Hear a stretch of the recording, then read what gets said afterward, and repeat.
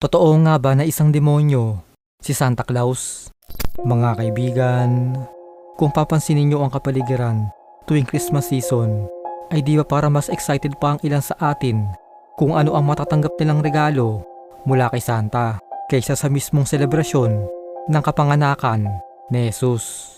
Alam niyo bang may mga kwento-kwento tungkol kay Santa Claus o Santa Claus na nagkasabing siya ay isang demonyo?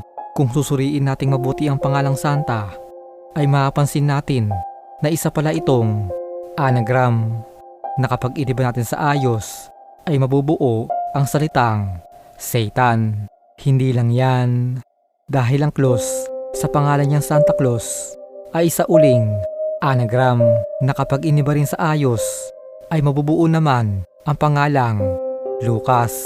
Para sa mga hindi nakakaalam, ang pangalan Lucas ay isa sa napakaraming pangalan tulad ng Luke o Lucius na ang ibig sabihin ay Lucifer.